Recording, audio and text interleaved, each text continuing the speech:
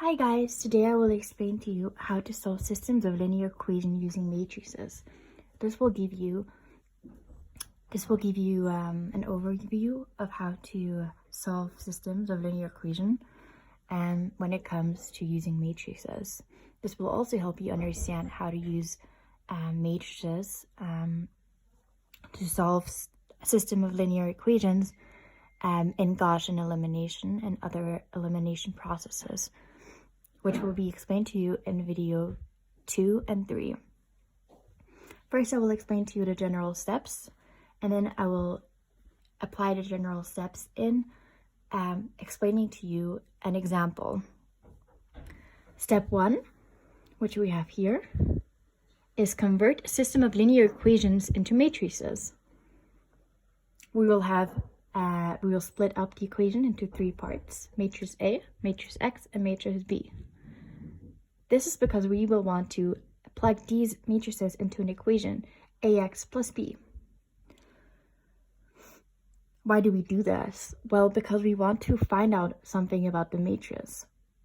Now, this doesn't make a lot of sense. However, when we do the example, it will make a lot more sense. So we solve for X. This is the part that we want to know, right? So we go X is equal to the inverse of A times B. This is because we took the A away from this side and put it on the other side. Now, let's say we already know what B is. Then we need to find what A is, so we can plug that into the equation to find out what X is, because X is the final thing that we are actually interested in. So this is an important part. To find A, this is the equation we have to apply. We have to find 1 over the determinant of A times the adjoint of A. So this equation we also have to put into 2 parts because we don't actually know how to calculate the determinant of A yet and the adjoint of A. So first of all, we want to calculate the determinant of A. To do this, let's say this is the matrix of A. It's 1, 2, 3, 4.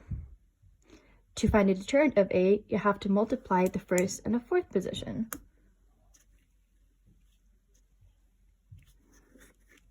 And you have to subtract that by the multiplication of the second and the third position.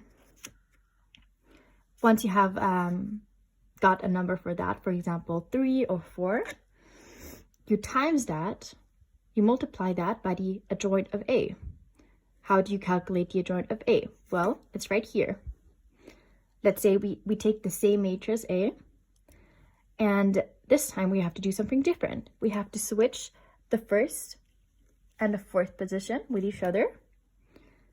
And we have to switch the signs, not the numbers completely, but only the signs of 3 and 2. So that means if it was -2 and 3, then it would be -3 and 2 because we switched the signs. And now that we have the determinant of A and the adjoint of A, we can just plug that into this equation to find out the inverse of A. However, we don't calculate it yet. This also doesn't make any sense now, but I promise you when I show you the example, it will all make sense. Once you do this, so you don't calculate it, you just plug this whole thing, you plug this into here, so 1 over, let's say 3 times this here. So you plug that into here times what your B is, and then you solve for X. So this is hard to understand without an example. So it's better if I give you an example. So this is these are the systems of linear equations that we are working with. So now that we have the equation, we have to find out what the coefficients are. The coefficients are the numbers that I have circled. 2 minus 1, 4. 3 plus 2, and 13. We have to split the equation, put what is on the left-hand side of the equation into matrix A, and what is on the right-hand side of the equation into matrix B. So I've already done this on this example. You do 2, plug that here. You do minus 1, plug that in here. You do 3, plug that in here, and plus 2 in here. Now, what do we put in matrix X? So matrix 2. We take the numbers. What numbers do you have? I mean, what letters do you have in this equation? You have X. You have X's, right? And then you have Y's, which I will color green. So we have X's and Y's. That is our matrix X. And this is why we also wanted to solve for X, because we are interested in what X and Y are, because this is how you solve an equation. You find out what the X and the Y is. And then matrix B, like I said, we split the equation and we take we take the coefficients on the right-hand side, which is 4 and 13. So now that we have our matrices, we want to transform them into the equation AX plus B, which we already did. Now we do step 2, solving for X. To solve for X, we need to get rid of the A and put it to the other side. How do we do that? Well, in matrices, you have to take the inverse of the A. You don't divide it, but you take the inverse. So I'm taking the inverse of A on both sides. However, what we need to understand is that the inverse of A times A is just the identity matrix, which is basically 0. So we can leave that out and just write X. On the other hand side, we have A inverse times B. So this is the equation that we're going to work with to find what X is. And to remind ourselves, X are the factors X and Y, which we want to find out to solve the equation. So now, finding the inverse of A. As I told you in the beginning of this tutorial, this is the equation that we're working with. We have to find the determinant of A and the adjoint of A. So, to find the determinant of A, we have to take the matrix A, because this is what we're working with, and we have to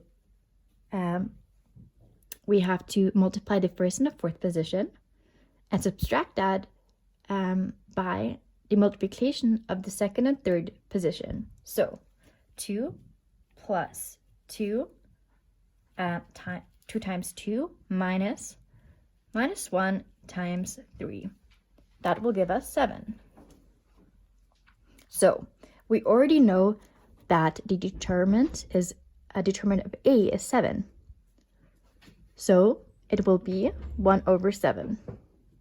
Now, we have to times that by the adjoint of A.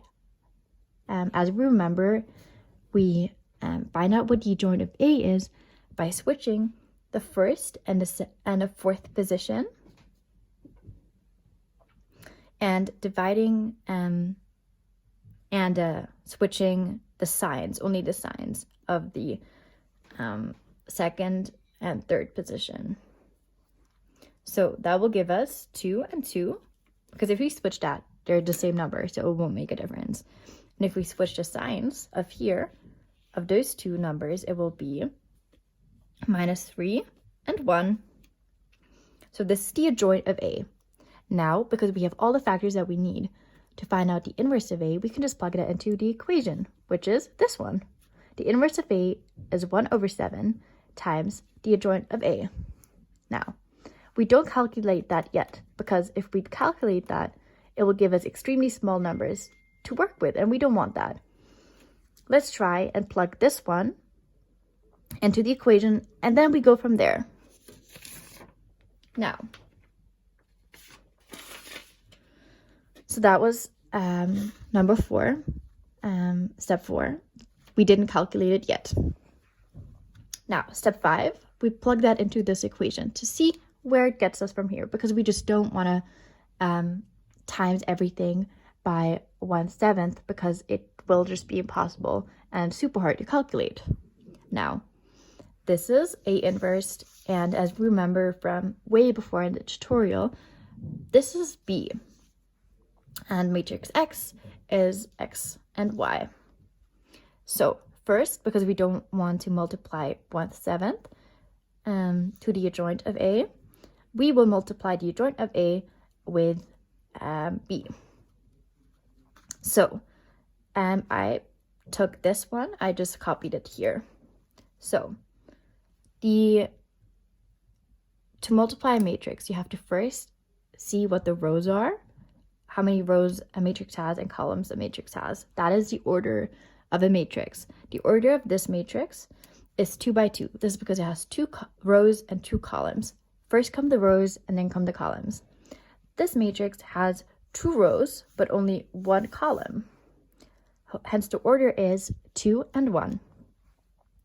In matrices, if the second and the third numbers of the orders are the same, then they are compatible for multiplication. The order of the product will be the first and the fourth number of the original orders. So 2 and 1, 2 rows and 1 column. So now let's multiply it. How do you multiply it? You multiply the rows times the column. Because we only have 1 column, we will multiply everything. We will multiply all of this with this column. First of all, we take this row and multiply it by this column. So I marked that green. So you take 2 times 4 plus 1 times 13. That will give you 21. Then you do the exact same thing with the second row and the same column, of course, because there's not a different column to work with. So you go minus 3 times 4 plus 2 times 13, which will give you 14. And because we said here that the order will have to be written in 2 rows and 1 column, it will be like this. 2 rows, 1 column. So now we can plug this, which is the adjoint times B, simply into this equation. So X is equal to 1/7, which was the determinant of A, 1 over the determinant of A, times the adjoint times B.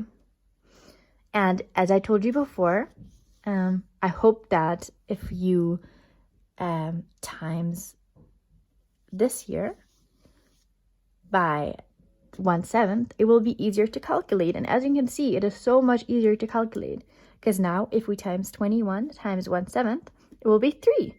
And if you times 14 times 1/7, it will be 2. As we know in matrices, first comes the X and then comes the Y. Hence, we know that X is equal to 3 and Y is equal to 2. And this is how you solve a system of linear equations using matrices.